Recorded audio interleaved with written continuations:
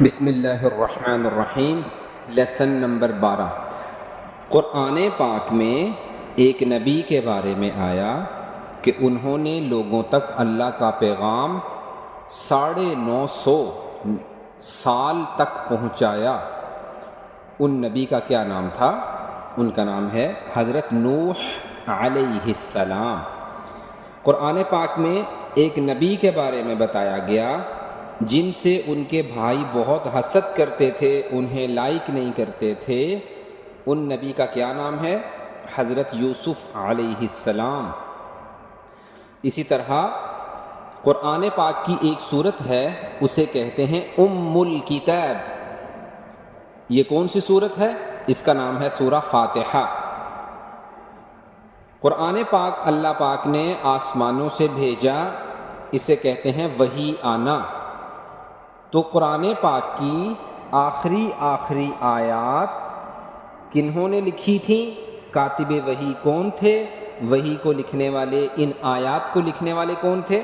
ان کا نام تھا ابی بن کعب رضی اللہ عنہ۔ قرآن پاک میں ایک بہت ہی بزرگ شخصیت کا ذکر کیا گیا ہے، ان کا نام ہے حضرت لقمان۔ انہوں نے اپنے بیٹے کو بولا کہ آپ نے اپنی زندگی میں اس چیز سے بہت زیادہ بچنا ہے، دور رہنا ہے، اس کے قریب بھی نہیں آنا، یہ بہت بڑا گناہ ہے۔ وہ گناہ کون سا تھا؟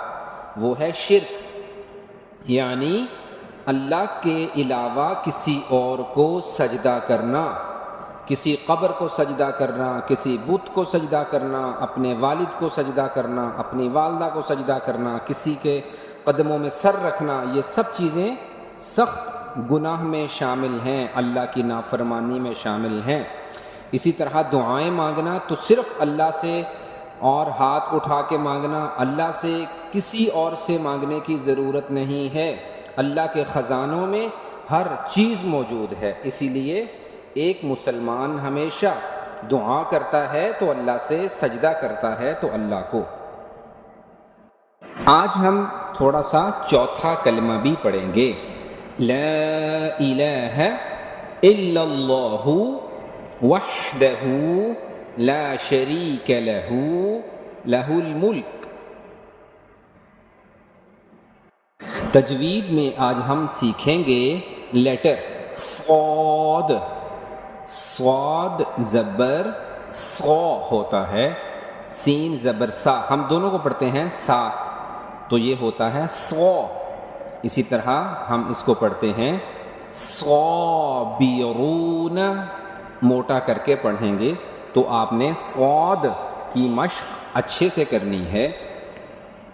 آج کی حدیث پاک ہے قال النبی صلی اللہ علیہ وسلم من لم یشکر الناس لم یشکر اللہ۔ جو لوگوں کا شکریہ نہیں ادا کرتا، وہ اپنی اس غلط عادت کی وجہ سے اللہ کا شکر گزار بندہ کبھی نہیں بن سکتا۔ آپ کی ماما جب کھانا بناتی ہیں تو کہنا ہے جزاکم اللہ، بہت شکریہ۔ پانی دیتے ہیں تو جزاکم اللہ، بہت شکریہ۔ کپڑے دیے استری کر کے جزاکم اللہ خیرہ، بہت شکریہ۔